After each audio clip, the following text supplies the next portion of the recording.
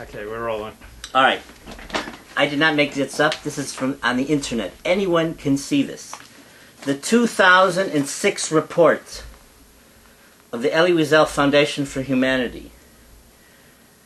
Their gross receipts for 2006 were $39 million. They basically give out $800,000 for a very revered cause, which is to help Ethiopian cultural centers in Kiryat Malachi in Ashkelon. An excellent allotment, something very needed. They're a neglected group in Israel. But where's the Holocaust education? Where's Holocaust commemoration? Now, I don't understand this, but this is in his IRS report, 2007. Gross receipts, $85 million. Okay? In the middle here, something was sold for $70 million and they made $400,000. He lost $15 million from Madoff. Where's all the rest of the money? Why isn't this going to Holocaust commemoration? Okay? This is a major scandal. He's the symbol of morality. He's a sweet guy. It pains me to say this. But this is our moral bankruptcy from the Holocaust business. I don't have to answer where that money went. Where'd the money go?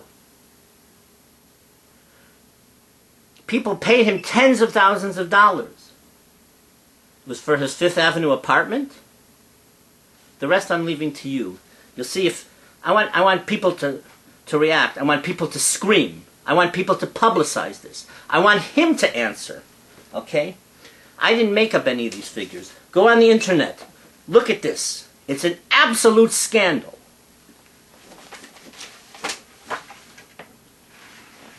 Wow.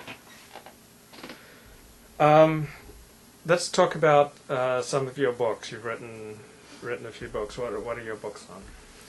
I wrote about the history of the Jews in Greece from 1821 to 1940, Volume 1.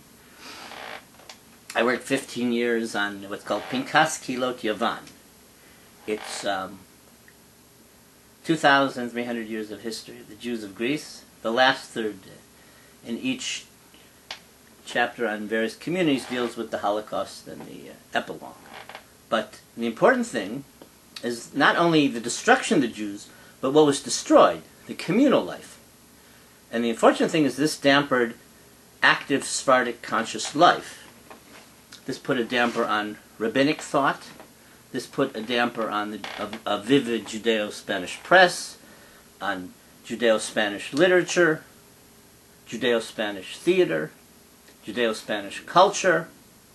Most of these things are totally foreign to you, but for the Sephardic world, this was the heart.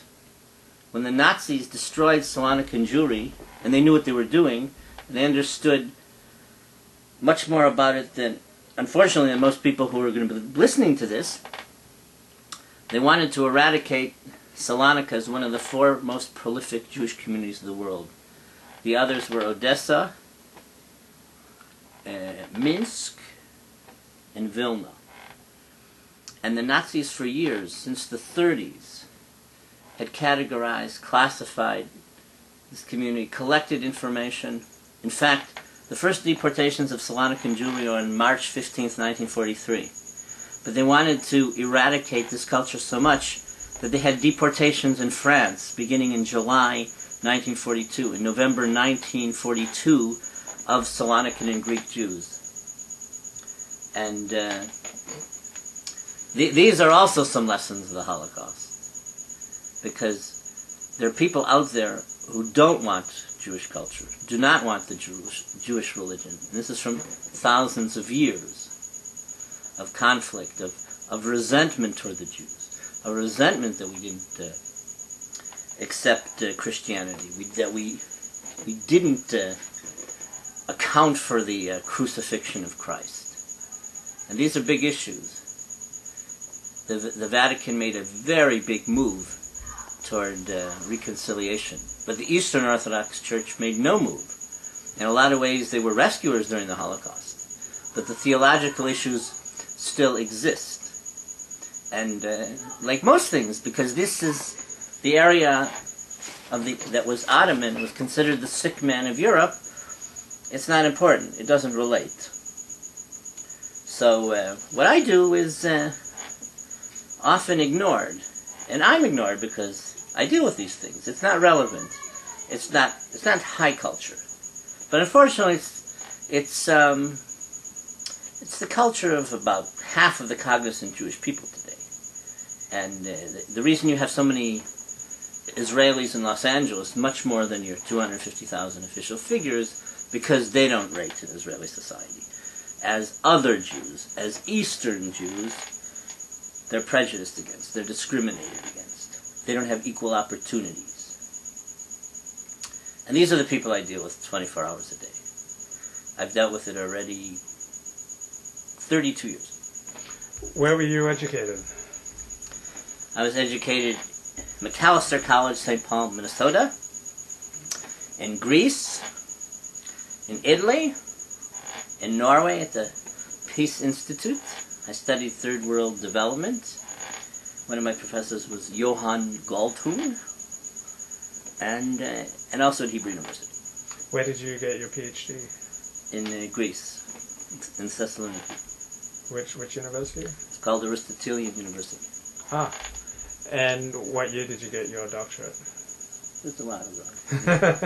Yeah. And how about your Jewish education? Did you study in a yeshiva or? A little bit, but my parents didn't want me to be too religious, so I never went to a day school. I went to actually Orthodox and even Haredi summer camps. I studied in Montreux a little in Switzerland yeshiva, but for the most part, my Jewish education is university or informal in terms of from Jerusalem, just from learning in the south side of Jerusalem, whether it was at Yakar or at Yedidia or in other places.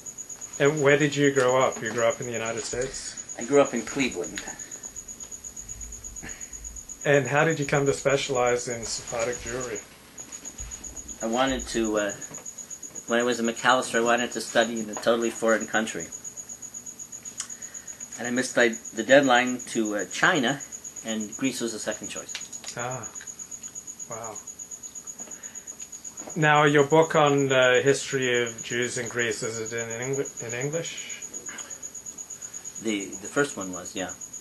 I also wrote a book on researching Sephardic and Mizrahi Jewish genealogy. I wrote it with another woman named Matilda Cohen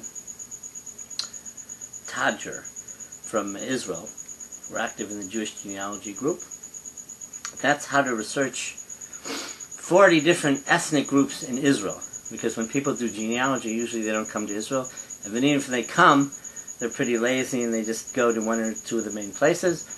And the idea of the book is that you'll be able to research in 50 years when there's no one left from the indigenous culture, you'll be able to find out where these people lived in Israel, lived abroad, and it'll give you clues on how to research. So in 2006, it received the second prize from the International Organization of Jewish Librarians as the second best research book written in the Jewish world.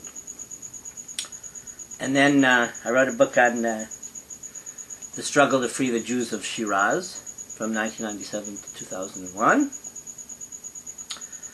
And at the Sephardic Educational Center in Jerusalem, whose patrons are in Los Angeles, I, together with someone named Chaim Atzitz, who unfortunately is not here anymore, he was cruelly killed in a car crash on a Friday afternoon in a hit-on crash by a reckless teenager in Modin, Israel. Chaim and I had taught an MA program at Hebrew U in Sephardic Studies. We had a Holocaust course. And with the students, we wrote a book on Sephardic and Eastern Jewry in the Holocaust in 10 different countries. And I must admit, it's not complete. There are countries which are missing, like the Far East, under the Japanese, and Iraq.